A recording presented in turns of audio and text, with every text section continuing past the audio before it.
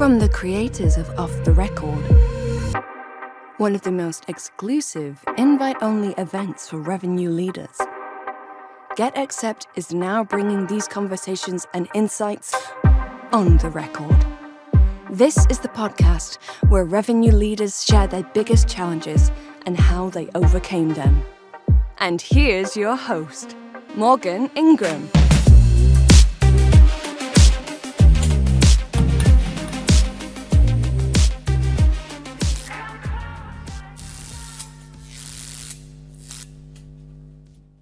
I'm Morgan J. Ingram, host of the On the Record podcast by GetAccept, and today we have James Murphy, SVP of Sales at Nextiva, and we're coming live from the Arizona desert. We both live here, and he's leading a massive tech company, so there's are three things that I learned in this conversation, and that you will learn too. Number one is building a culture of ownership is the key in a sales winning team. Two is transitioning from a sales leader to a business leader mindset. And three, we're going to talk about the importance of hiring the right people. So as we go into this conversation, you're going to learn how just not to show up and say, oh, I have a sales team. You're going to learn how your sales team operates within the business and how you can impact everyone across the board in multiple departments. So we're going to keep it real. We're going to share some insights. So let's get into it. James, what is going on? So for the people listening in, James and I are currently in the same state now of Arizona. I moved here about 5 months ago or 6 months ago now. And this isn't the question. This is not the question we're going to start with, but I'm actually just curious for you. How have you been able to survive the summer of Arizona? That's a great question. I moved here when I was 10. So like I grew up with it. Growing up in Arizona, or before all of this was built out, like there was nothing. When we moved here, there was nothing north of Bell Road. It was just dirt roads and really nothing much further west than like 75th Avenue. So like we grew up out in the desert. All like when I was a kid, that's where we spent our time. We'd be playing out in the desert, and you're out running around. And in the late 80s, early 90s. We weren't allowed in the house during the day, right? So yeah, you had to be outside. You had to survive it, and now it's it's not too bad. You had to survive. You had to survive. Yeah. Only the strong, But it's not too bad now, right? Like, I mean, you go from air conditioned office to air conditioned car to air conditioned house to air conditioned stores. Like it's not that bad. You're not doing too much. I do play golf out here in the summer though to keep myself acclimated to it. I'll tee off around 6:30, 7 o'clock in the morning on a Saturday. And then it's 120 degrees by the time you're wrapping up. You just got to drink. You got to drink plenty of water, man, and find shade when you can. Well, that has been me for sure. I've drank plenty of water throughout this entire time because you could easily just be like, oh yeah, I'm good. And then you realize, you're not good. You're not. The desert dehydration, it gets you. It can up too. It can. I find myself. I guess it's a good benefit. I guess because you have to drink a lot of water. So like, I can say I guess in the hindsight, I guess I'm more healthy because of it. So yeah. No, I was just super curious because people are like, oh, it's like terrible. It's like it is hot, but it's not like the worst of all time. But you do have to prepare yourself. I prefer this heat to humidity. Like I'll take 120 degrees dry heat in Arizona any day over 95 and 98% humidity. And you're from Atlanta. Right? Yeah, it was terrible. Yeah, it was awful. I try to tell people it's like, guys, like the humidity is not fun. Yeah. That's not it. But okay. The real question I do have though, is I found that this was years ago. I think this was like in 2017. Based on this article that I found, you went and actually helped the Phoenix Children's Hospital Foundation as part of Nextiva Cares. So this is back when you were there, and obviously you've come back now. And you actually are quoted in this talking about how you posted this on LinkedIn and the cause and the impact. And I'm curious, like, have you consistently been doing that since then? It was 2017 with the Phoenix Children's Hospital. How did that really just change the way maybe you interacted with leadership and things of that nature? Just would love to hear more about that experience. Yeah, so not necessarily with Phoenix Children's Hospital. Like I do things with them, but I found like for myself, and we have this Nextiva Cares program, which is like a philanthropic program where we give back to the community every month. We're doing something with different charities and different organizations to help give back. It provides our employees an opportunity to give back to the community. I'm really big on that. Like, look, everybody needs help at some point, right? And I want to kind of set an example for my team, for my family, and just really kind of for myself that, go out and give to others and help others along in their journey and at different parts, wherever they're at. It's always good to help. We all live in a community, and it's up to all of us to be giving back and helping that community kind of move forward. So, awesome. Not necessarily with Phoenix Children's Hospital. I still do stuff with them on a yearly basis. We do some fundraising and some volunteering and things like that. But we help out with different animal shelters and homeless shelters throughout the valley. We help out with food banks and all types of stuff throughout the year. Try and do something at least once a month. That's awesome. No, I was very curious on that. So we've talked about the weather. We've talked about giving back. Let's talk about sales. So the first segment of this is around sales challenges. Like, as a leader, what's the number one challenge that you face? So the question is very straightforward here is, out of all your different experiences, what is the one experience where you had a huge challenge you were facing? And just if you want to unpack that for the people listening in. Yeah.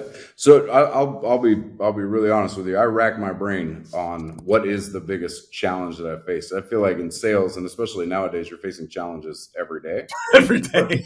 every day. But if I think about really what's the biggest challenge that I face, and I've always faced in my career, it's cultivating a culture of ownership across all levels in my organization, and empowering everybody to achieve their best. Right, like a lot of times, people come from backgrounds and experiences where they were told what to do, and they go out and they complete that task, and they're constantly looking for what's my next task, what's the next thing I need to do, and really there is a lack of empowerment in a lot of organizations, and that when people come from different organizations and come work with you, they bring that with them because they show up saying, okay, what do you need me to do? And I'll go do that thing. I'll go do that task. And really what I'm trying to cultivate is how do you take ownership of the outcome that we want to achieve? And how do you get there and help others along the way? So that sense of ownership, if you don't have that sense of ownership, you find yourself running around putting out fires all day. You're constantly reactive to what's happening. You don't have time to sit back and think about the larger strategic piece of where you need to take the business, especially as an SVP of sales. Like, I need to be focused on the execution, but also like the strategy and transformation of the business and how we evolve. Right. I have to own those things as well. And if I'm constantly like just telling people, hey, go do this, do this, do this, and I have to be the one directing that all day long, I don't get the time and the focus on, how do we look as a company and a sales organization 6 months, a year from now? What's going to set us apart from our competitors in a ever expanding and very competitive market? Yeah. No. So I want to double down on ownership.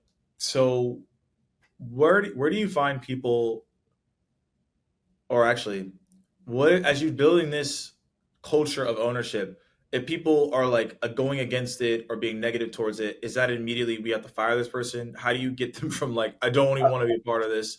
Like, how does that go? I'm a fan of hire slow, fire fast. When you find people that aren't the right fit, you need to make the decisions. But honestly, some of this is just changing behavior and helping to kind of recalculate people's expectation of what a working life should be, right? So a lot of organizations want people to just come in, get on the phone, talk to leads, convert those to opportunities, and close revenue. Like that's it, right? Like, and at the end of the day, that's what we have to do. But how you get there, what that path is, like, there's ownership that every single person can take. I like to tell people, like, you are the CEO of your business. right? You're the CEO of your number. How you get to your number, how you're forecasting to the business of what you're going to accomplish, like all of that is your responsibility, and you own that. So you have to give people the autonomy to be able to do that. You have to empower. Everybody's empowered. If I have to give you empowerment, you're not really empowered, right? Like everybody is empowered to do that. So you have to just encourage them to act on their empowerment so that they can go out and accomplish these goals. And you have to have clear communication on that. You have to set clear expectations and standards. And if people don't live up to that and they're resistant to it, then you make changes there. But it all starts in the hiring process, right? And understanding like the type of people that you're bringing into the organization is critical to helping to build that culture. Yeah. That's why I wanted to ask, like, how do you make sure you navigate and cut those people out if they're obviously not bringing the culture that you want? And so that kind of leads to my next question there is, what are ways that you are elevating people who do truly stand on the ownership? Are you creating team captains that can do that when you're obviously not going to be in every meeting and every interaction? How are you making sure that elevates across the organization where even if you're not there, someone else will call that out and say, hey, like you're not doing what we talked about here? Yeah, it's about having that kind of, again, the clear expectation of like, you own this and you own where we're going in the business. Mm-hmm. Leadership shouldn't be a title. It's an action, right? Like, are you taking leadership and ownership of what you're in charge with? And if you see something that isn't in line with that and doesn't kind of align to the mission that we've all collectively said this is what we're here to do, then it's your obligation and to kind of call that out and to fix those things, right?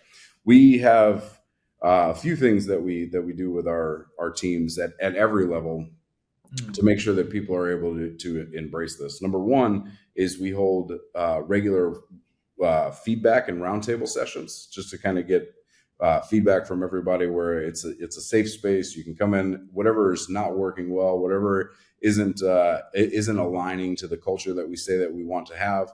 And so, look, sometimes we miss the mark. Sometimes we make a decision that doesn't perpetuate the ownership and or that culture of ownership. And sometimes we got to bring that back. We're all human.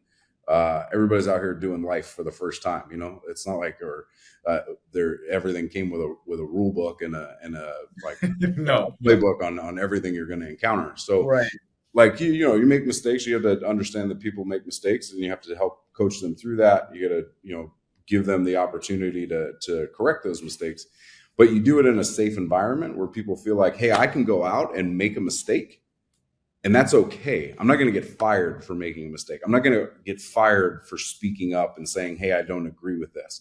Now, the setting in which you do that and the manner in which you do that needs to be constructive, and it needs to be positive and professional, right? Yeah. And it needs to be the right timing. Like, you can't stand up in the middle of a sales floor and yell out like, these leads suck. Like the lead might suck. I mean, you can, but you shouldn't. Yeah, right. Yeah, you can, but you shouldn't. You shouldn't be doing that. It may be true. The lead may suck, right? Or all the leads that we're getting may suck. But okay, well, let's talk about it. Let's look at them. Like, why do they suck? What's happening? Is there a misalignment in the messaging? Did marketing get something wrong? Like, how do we be constructive with that feedback so that everybody has an opportunity to get better? And then when you're doing that, when you do those things and people are engaging in it the right way, you have to call it out. You have to recognize that this person did the right thing. This person brought an issue. This person was, they were professional in the way that they went about it. They were constructive in the way that they went about it. So that you start to show people what good looks like in a culture of ownership and accountability and empowerment, right? Then as you do that, other people will start to gravitate to that. They'll want to get shouted out. They want to see like, okay, this is how, like, they called it out in a constructive manner. So you can call it out, and it can be something that is maybe in other organizations or other places you've been taboo. Like, you don't talk about this, you just keep it in these little circles, right? But here, I want you to bring that to me. I want you to tell me what's wrong, because I can't see everything.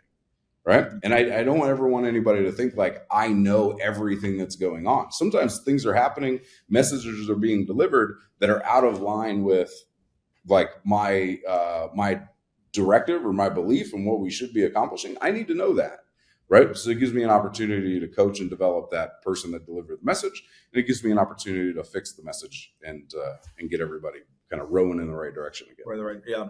No, that's great. And kind of move into how you continuously look at to solve that problem. And we're already touching on that. And you said that you have the weekly piece. Is the weekly just with the reps? Is that frontline? I just wanted to clarify. Is that reps only? Is that frontline managers included? Like what? Like who's in those weekly ones? Yes, yeah, so it's bi-weekly, and it's reps only, myself and a couple of people from our marketing team. Okay. So the question becomes, for people that are the frontline managers, let's say that the team is taking ownership on things, but the frontline manager themselves is not. How do you manage and navigate situations where one of your frontline leaders is not actually taking the ownership? And let's say their team's doing great. The team's doing great under that leadership, but they're not taking that ownership when they need to. Yeah, it's I have clear conversation with them, like candid conversations around what the expectation is, where they're falling short, and how they can get better, and what I need to see from an improvement standpoint from them quickly. Right? Like it's all about. One of the things is a lot of organizations aren't transparent with people when there is an issue. They allow it to go on because they don't want to have a tough conversation. And when that happens, the problem festers, and then it silence is acceptance. So if you're not having that conversation, if you're not looking for opportunities and moments where you can coach and teach and develop people, you're not going to find them, and you're going to let things go on for so long that when you do try and correct it, it becomes why has this changed? Right? It's been fine for this whole time. So you have to have those conversations candidly. You got to communicate quickly when things aren't going as they're expected to go, and you need to have open communications in the form of, hey, this is to help you get better. This is to help all of us get better and to grow. It's not coming from a place of like, you're wrong, you're doing the wrong thing. It's like, hey, you're missing the mark here. Here's how we fix it. And you got to do it together. Because in sales, you win together, you lose together. Right?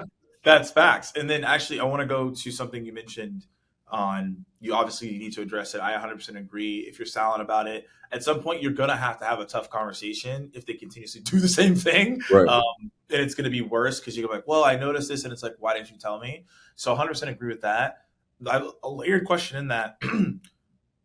Is it a one strike and you're out and I'm addressing it? Or is it like, hey, they did this 3 times and now I'm going to talk about it? Like, when is the best time to address it? Because if it's maybe too early, maybe it was just a mistake in that moment and then, they're fine. But when do you see this as like, okay, this is too much of a pattern, I need to address this now? Yeah. So I think again, communicate early and often when you see things, right? So it may be the first time that it happened, but you don't want to just assume that they're going to correct it on their own. Again, if it's the first time that it happened, then the conversation is a little bit different. The conversation is like, hey, I noticed you had this conversation. Can you help me understand like what you were trying to get across? Yeah. Or I noticed that you said this, or you went about it this way. What were you trying to accomplish there? You have to get their feedback. You can't go in and be like, hey, you said it this way. I need you to do it this way, or you did this wrong, right? You're not going into corrective conversation. You're going into a coaching and development conversation, which is first thing that you need to do is understand what they were trying to accomplish. Because a lot of times it's not like they were going about it with ill intent, at least, not if you hired properly and set the right expectations. Exactly. People going in with ill intent. So like if your first instinct is to believe that they went about it with the right kind of mindset and they thought they were doing the right thing, then you can easily help them correct it. If you have that conversation, you got to walk away with them understanding what they did wrong or what wasn't in alignment and what they need to do better next time. Now, if it happens again a second time, that conversation is a little bit more like, hey man, like what's going on here? How come, like last time we had this conversation, we talked about it, we went through it, like what was missed? What was it not? What wasn't understood? Did we walk away from there thinking, I thought this, but did you think something else? All right, you realign expectations. If it happens a third time, then you have like a more direct corrective conversation. And those are a little bit tougher. That's a good breakdown, because I wanted to see the difference in how you approach each rep based on what it is, and also manager on whoever it is across the board as well. And I think that's absolutely important. Is there when would you say, like, in terms of ownership and things of that nature, if you look at all the teams that you've managed and coached, when do you say what was like, this is like, it was high performing, everyone hold each other accountable? Like, did that actually carry over to other teams as well? Like the marketing team, customer success, because of how well your team did the ownership, it actually carried over to the other departments as well. Yeah, look, as long as you're engaging with those other departments and you're sharing what you're doing and they're seeing the outcome of that, right? A rising tide lifts all boats. Yep. So yes, it does go over to the other departments. They do start to act and behave that way. Sales leads the way, right? This is the conversation I have with the team all the time. Sales leads the way. We are the example of how you should engage with customers, how you should show up to work, how you should be professional, how you should go about your career, right? It's sales leads the way. Yep. So if we're doing these things, other people notice. They're interested in, okay, there's a lot of ownership that's happening over here. Sales is doing the right things. Let's all step up and match sales. Now it works in the other way too. Sales isn't doing the right thing. Sales is doing shady stuff. Sales is like not having accountability. They're doing a lot of craziness over there. Yeah. Then it becomes like, okay, well, if sales doesn't have to be held accountable to this, then either do I, right? And that is a recipe for disaster. And that's the way that I don't look at myself. I'm not a sales leader. I am a business leader. I lead the business. It's my job and my responsibility to make sure that the business is as healthy and as profitable and as functional as possible. Right? That's across all departments. Because if I don't do that, and other leaders on my level and or other leaders in the organization aren't thinking about it the same way, then we have an unbalanced organization that isn't healthy. Yeah. And like Nextiva's grown a lot. As you know, started out a small little company here in Arizona. We're growing. It's a ton of growth, right? And you don't get here by people not taking ownership and leadership, leaders not leading as business leaders versus division or department leaders. You mentioned you see yourself as a business leader rather than a sales leader. When did that shift happen? I would say probably around 2015, 2016. We were on a path. Like Nextiva was on a path in 2014 to be a unicorn, right? Like back then, $1 billion valuation, $100 million in revenue, and we did it all bootstrapped. We had no outside money, we had no outside investment. Like we got there pretty quickly, and we were all really proud of that. And it was like, oh yeah, it's the sales organization is what's driving that. And at the time, I'll be honest, I had a lot of like pride in like, you know, we're building this business as sales is doing this, and we did really well. And then in like 2015, things started to slip a little bit. I think we got a little like too egotistical about sales is always right and kind of throwing our weight around in sales. And I actually ended up pissing off a lot of my like counterparts and a lot of my team, my leadership team, just in the way that we were acting and behaving and the way that our sales organization was. We didn't have this culture of accountability at the time. It was like, hey, we're in sales. We come, we have fun. We, you know, get the job done, sell any way possible, and, you know, win the deal. And that was actually hurting other departments. And I had a conversation with my CEO, and I was like, I don't understand what's happened. Like, where did we slip? We went from being like this shining star of everybody's like behind and backing sales to now everybody's like sales is doing all of this stuff wrong. And I feel like every day when I come to work, all I'm doing is putting out fires for other departments or fires in other departments that maybe we started. Right. And his conversation to me was very candid, which is, like, hey, look, I don't mind you going around and like pissing people off to get the job done and to get to where we need to be. But when you're doing that and it's not in the best interest of Nextiva, and it's not in the best interest of the business, and what you're doing is like you're doing things that are in the best interest of sales, but you're thinking too small. We're a big company. I need everybody to be thinking about how do I move the business forward, not how do I get what I need for my department. Right. And it resonated with me like pretty quickly. Like, in the conversation, I was like, damn, I am doing that, aren't I? And after that, I resolved myself to say, you know what? It's not about my department. It's about how do we make the business better. Right. If I see something happening in other departments, how do I help that department leader solve that problem? How do I lend a hand versus, being like, oh, my house is cleaner than yours. Yeah, we're fine. So best of luck. Yeah. Because at the end of the day, all it really was like my bedroom was clean, but the rest of my house looked like I had been robbed 10 times. Yeah, they ventured for like, it's like, yeah, they ventured further in other rooms and like, wait, what's going on here? Yeah. So that's when I really kind of like started down that like mindset of I'm a business leader, not a sales leader. Yeah. And that's helped me really kind of broaden my horizon of the way that I think about things, my interest that I've taken in other departments, how our product team operates, how our marketing team operates, how our support team operates. And because of that, I understand what's happening across the business. I understand the challenges that are happening, and I understand how sales can help to solve those things and help to kind of bring everybody around. Now, I still think, again, sales leads the way. We are the example, and we should be driving and being the best of the best. But it's no longer in a like prideful sales way. It's more of in like, hey, we're doing this so that we can help everyone succeed. I love that. I think that's a fantastic way to wrap up this conversation for everybody listening in. Is that it's not just the ownership on your team, it's the ownership for yourself and how that carries over to the other departments as well. As you continuously are building your team and in that sales, and a lot of sales leaders that are listening in, they can take this advice and be like, okay, it's not the ownership of my own sales team. It's how do I operate and look at it from the business standpoint.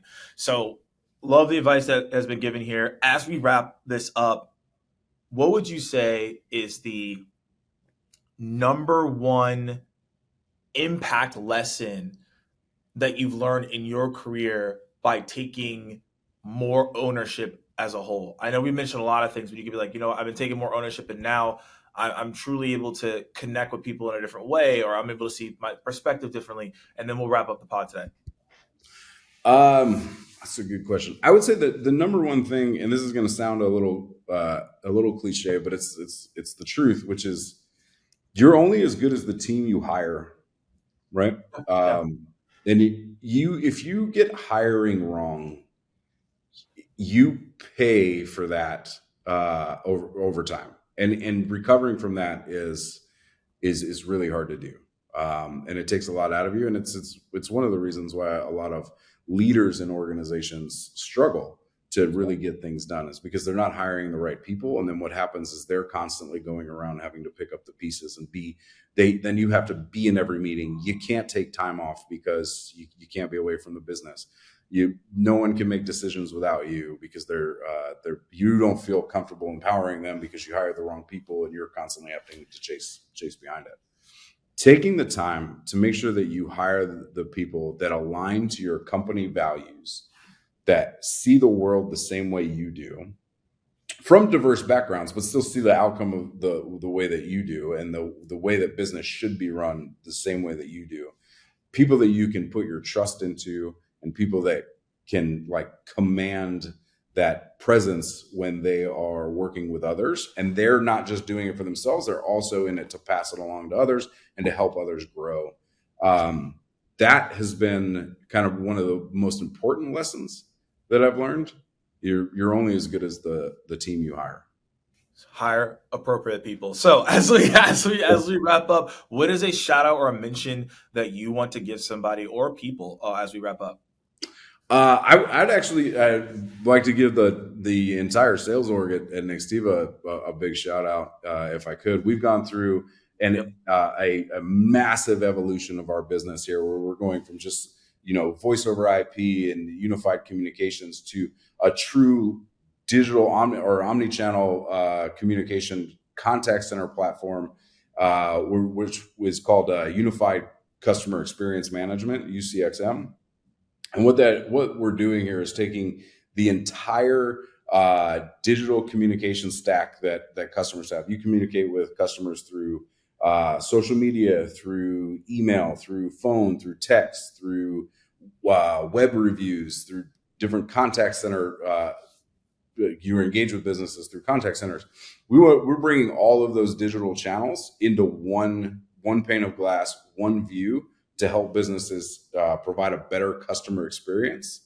And our team, the amount that they've had to learn and understand, and the way that they've had to change the conversation in order to bring this to market is really, it's really amazing to see everybody doing that, leaning into it, and helping to grow the next phase of Nextiva. And the entire team here has just been outstanding in their absorption of it and the conversations they're having with customers. So I'll shout out the whole team. Shout out to the team, and shout out to everybody listening in. Hopefully you took the information that we got here today around ownership, and you can do it yourselves and within your organization. And thank you everyone for tuning in, and we'll see you on the next one. All right, that wraps up our conversation with James Murphy on this episode of the On the Record podcast. So let's recap real quick what the takeaways are. Number one is cultivate ownership at all levels. James showed us how crucial it is to empower your team and create a culture where everyone takes responsibility for outcomes. This is so important, right? You don't want people to be like, oh, that wasn't me. You want that ownership. Number two is, we talked about this in the beginning, think like a business leader, not a sales leader. I think this was actually the most insightful thing that I heard, because it shifts your perspective on how your team impacts the entire organization and not just worrying about your team and their number. And three is, you have to hire the right people. And as James put it, right, you're only as good as the team you hire. And I think that's true for every single leader. If you have a bad team, it doesn't really matter how you're leading, because they're not going to do what you're telling them to do. So thanks for tuning in to James' episode. I would 100% take the advice on becoming a business leader, not a sales leader. I think that should be some merch maybe that we sell in the future. But anyways, I'm Morgan J. Ingram, your host. Hopefully y'all enjoyed this one, and go and take action.